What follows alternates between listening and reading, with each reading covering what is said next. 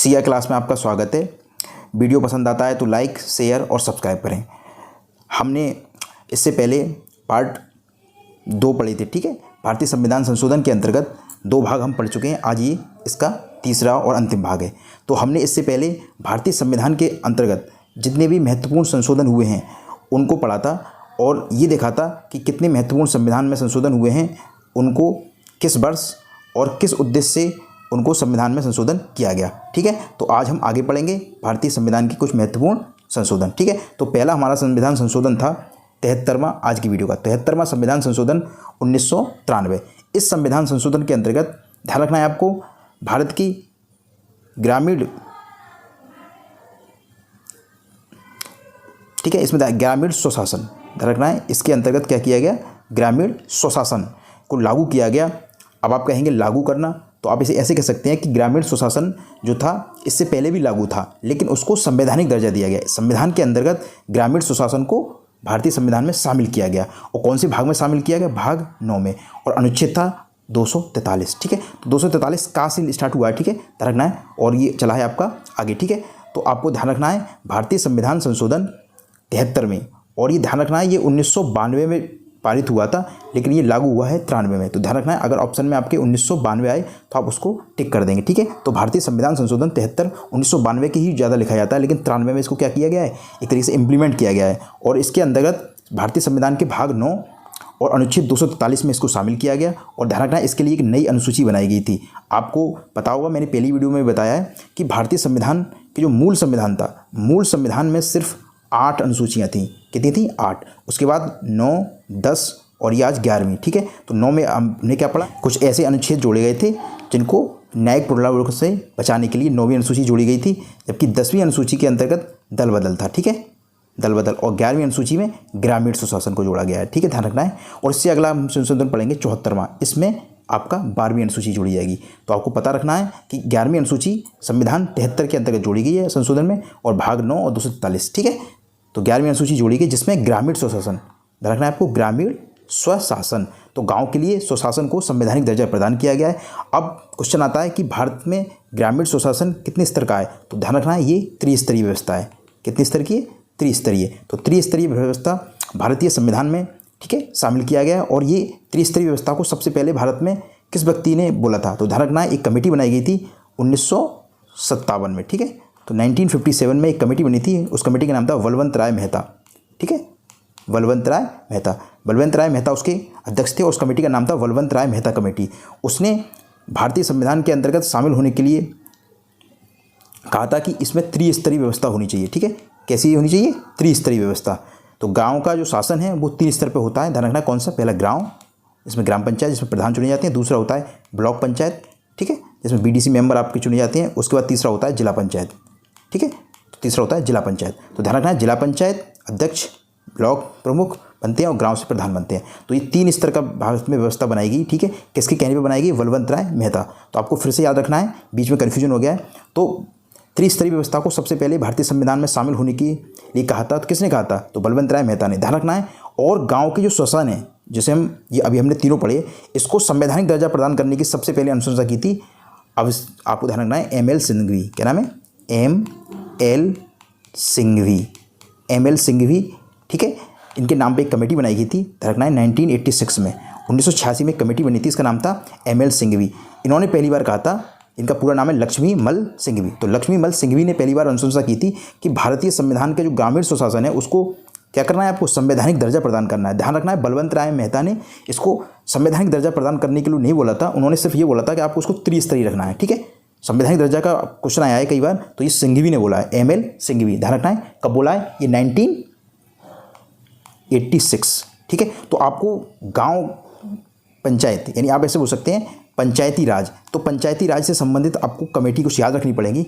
तो पहली कमेटी जो पंचायती राज से संबंधित है उस कमेटी का नाम है बलवंत राय मेहता। क्या नाम है, बलवंत राय मेहता। ये 1957 की है, ठीक है। इसके बाद आपको पढ़नी है अशोक मेहता। क्या नाम है अगला, अशोक मेहता। तो अशोक मेहता की जो कमेटी है उसका गठन किया गया है 1977, ठीक है, रखना है आपको। और इसके बाद अगली कमेटी आपकी है अभिषेक ML सिंघवी। तो ML सिंघवी 1986, ठीक है। एक है JVR राव, ये कमेटी बनी है 1985। तो ध्यान रखना है 1985 में JVR राव। ये सब किससे संबंधित है? ग्रामीण स्वशासन से, यानी पंचायती राज से। वापस बोल रहा हूँ मैं, सबसे पहले बलवंत राय मेहता, उसके बाद अशोक मेहता। क्रम लगाने को आ जाता है कि आपको बताना है कि जो कमेटी बनी है संविधान ग्रामीण स्वशासन से संबंधित, उन कमेटियों को आपको एक इस तरह से लगाना है, पंचायती राज से संबंधित है। तो पहली आपकी बलवंत राय मेहता, दूसरी अशोक मेहता, तीसरी JVK राव और चौथी आपकी क्या हो जाएगी? ML सिंघवी। तो ML सिंघवी ने पहली बार बताया कि इसको क्या रखना है, आपको संवैधानिक दर्जा प्रदान करना है। और बलवंत राय मेहता कमेटी ने क्या बताया है? बलवंत राय मेहता कमेटी ने बोला इसको कि आपको उसको क्या करना है, इसको त्रिस्तरीय रखना है, ठीक है। तो 73वां जो संविधान संशोधन हुआ था 1973 में, तो 1993 में, ठीक है। तो 1993 के अंतर्गत, ठीक है, इसको क्या दिया गया? संवैधानिक दर्जा प्रदान किया। अगला 74वां, तो 74वां काफ़ी आसान हो जाएगा, क्योंकि 74वें संविधान के अंतर्गत हमने क्या देखा? 74वें संविधान के अंतर्गत जो अभी गांव का पड़ा था, अब ये क्या हो जाएगा? शहर का। तो सेम 74वें संविधान, ये यहाँ 4 है, ठीक है। तो 74वें संविधान संशोधन के अंतर्गत क्या लिखा गया? ये भाग 9A, ठीक है, जोड़ा गया। और इसमें 12वीं अनुसूची जोड़ी गई, जिसमें नगर पंचायत, ठीक है, ध्यान रखना है, नगर पंचायत और नगर निगम और नगर पालिका, ध्यान रखना है, नगर पालिका और नगर निगम, ठीक है। ये 3 प्रकार के बॉडी को बनाया गया और इनको संवैधानिक दर्जा प्रदान किया गया, ठीक है, आपको ध्यान रखना है। और कभी ये भी पूछ लेते हैं कि इस संविधान के अंतर्गत जो सूचियाँ दी गई गांव के लिए, तो गांव के लिए 28 दी गई हैं और नगर के लिए आपको ध्यान रखना है, गांव के लिए 29 और नगर के लिए 18, ठीक है, विषय दिए गए, ध्यान रखना है 29 और 18। अगला संविधान संशोधन है आपका 86वां संविधान संशोधन 2002। ध्यान रखना है, काफ़ी महत्वपूर्ण संविधान संशोधन है, इंपॉर्टेंट है, आपको उसको मार्क करना है। 86वें संविधान संशोधन 2002 के अंतर्गत भारतीय संविधान में बच्चों को निःशुल्क शिक्षा और अनिवार्य और निःशुल्क शिक्षा को क्या बनाया गया? एक मौलिक अधिकार बनाया गया। यानी शिक्षा 6 से 14 साल के बच्चों को एक अनिवार्य विषय दिया गया, यानी उनका फंडामेंटल राइट बनाया गया। और आपको पता होगा फंडामेंटल राइट हमारे 13 तो 13 से 35 तक है, ध्यान रखना है। और 36 से 51 तक क्या है आपकी?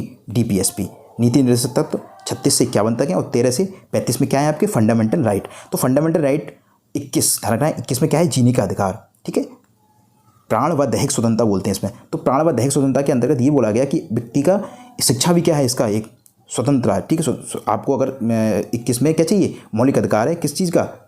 शिक्षा, एक प्राण का, ठीक है। तो आप प्राण जीवन कह सकते हैं। तो जीवन, आप एक अच्छा जीवन जीने के लिए आपको शिक्षा की आवश्यकता होगी, इसलिए 6 से 14 साल तक के बच्चे को क्या होगा? वो एक मौलिक अधिकार होगा। 21A में जोड़ा गया, ध्यान रखना है, शिक्षा को इसमें जोड़ा गया है 21A में। इसी के साथ भाग 4 में क्या है आपका? आपको पता होगा DPSP में भी शिक्षा को जोड़ा गया। और यहाँ पे ध्यान रखना है, इसमें किसको कर्तव्य बनाया गया? एक तरीके से राज्य का। आप DPSP में राज्य के लिए क्या बताए जाते हैं? कुछ निर्देश दिए जाते हैं। तो राज्य को निर्देश दिया कि आपको 6 से 14 साल तक के बच्चों के लिए एक उचित शिक्षा का एक माध्यम बनाना है, यानी आपको उनके लिए क्या करना है?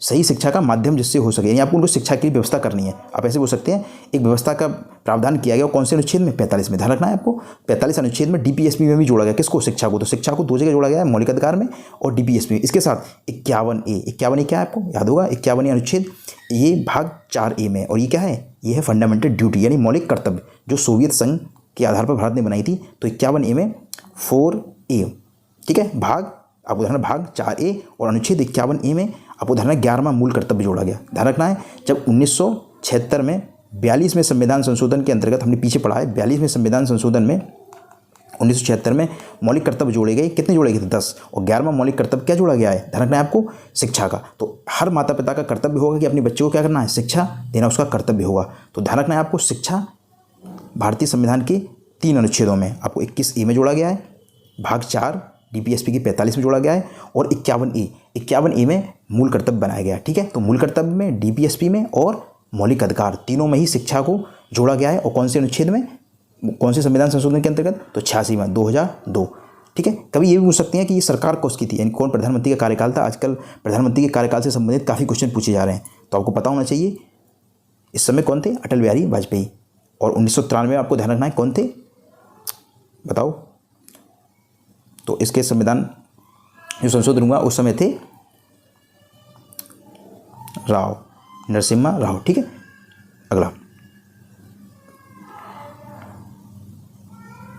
अगला संविधान संशोधन 89वां, ठीक है। तो 89वें संविधान संशोधन ये 2003 में हुआ है। और इसके अंतर्गत अनुच्छेद 338 को ऐड किया गया। ध्यान रखना है 338 को ऐड किया गया और उसमें क्या लिखा गया, इसमें अनुसूचित जनजाति के लिए अलग पृथक आयोग बनाया गया। यानी अनुसूचित जनजाति, इसका मतलब पृथक का मतलब इससे पहले वो शामिल में था। यानी कि 338 के अंतर्गत भारत में एससी और एसटी के लिए एक ही आयोग बना था। ठीक है, राष्ट्रीय आयोग एक ही बना हुआ था। इसको 338A संविधान 89वें संशोधन में क्या किया गया, इसको एक अलग दर्जा प्रदान किया गया। यानी अनुसूचित जनजाति के लिए एक अलग संविधान में प्रावधान किया गया कि आपके लिए एक अलग आयोग बनेगा। ठीक है, ध्यान रखना 338A, आपको इसको याद रखना है, आगे भी आएगा अभी। ठीक है, अभी जो संशोधन हुआ है उसमें भी पीछे आएगा। तो 89वें संशोधन 2003 में अनुसूचित जनजाति को एक अलग राष्ट्रीय आयोग प्रावधान किया गया। ठीक है, ध्यान रखना है पृथक। क्लियर है 338A में। अगला 91वां संविधान संशोधन 2003, इसमें दल बदल को और कठोर बनाया गया। ध्यान रखना है दल बदल का पीछे कानून बना था, उसके बावजूद भी उसमें उसे रोक नहीं पा रहे थे। ठीक है, तो उसको और कठोर बनाने के लिए प्रावधान किया गया, कोई भी व्यक्ति अगर दल बदल के अंतर्गत आता है तो मंत्री बनने के योग्य नहीं होगा। इसके अलावा मंत्रिपरिषद की लिमिट बना दी थी कि अगर चाहे लोकसभा हो चाहे राज्यसभा हो, यानी विधानसभा की बात हो चाहे आपकी लोकसभा की बात हो, उस दोनों जगहों पर 15% से आपको अधिक मंत्री नहीं बना सकते हैं। ठीक है, आपको ध्यान रखना है 15% मंत्री बनने की क्या बन कर दी, कैप लगा दिया गया। कैप का मतलब जानते हैं, यानी एक लिमिट बना दी गई कि किसी भी दल में, ध्यान है किसी भी लोकसभा सदन हो या विधानसभा का सदन हो, दोनों में 15% से अधिक रखना है। टोटल सीट का 15% से अधिक क्या नहीं बना सकते आप, मंत्री नहीं बन सकते थे। ठीक है, ये प्रावधान किया गया। अगला संविधान संशोधन आप पढ़ेंगे 92। तो 92 जो संविधान का संशोधन हुआ है 2003 में, ध्यान रखना ये भी 2003 में हुआ है। इसमें 8वीं अनुसूची में, ध्यान रखना 8वीं अनुसूची किससे संबंधित है, भाषा से। आपको पता होना चाहिए 8वीं अनुसूची भाषा से संबंधित है, जिसमें भाषाएँ जोड़ी गई बोडो, डोगरी, मैथिली, संथाली। ठीक है, ध्यान रखना है कितनी, 1 2 3 4, यानी 4 नई भाषाएं जोड़ी गई, बोडो, डोगरी, मैथिली और संथाली। आपको ध्यान रखना है 92वां संविधान संशोधन 2003। ठीक है, अगला 97वां संविधान संशोधन 2011 के अंतर्गत सहकारी समितियां, अपने गांव में आपने देखी होगी सहकारी समिति होती है, जिसे हम सोसाइटी बोलते हैं लोकल भाषाओं में। तो जो सोसाइटी होती हैं 2011 के, ध्यान रखना है 2011 में जो सोसाइटी हैं सहकारी समितियां हैं, इनको संवैधानिक दर्जा प्रदान किया गया।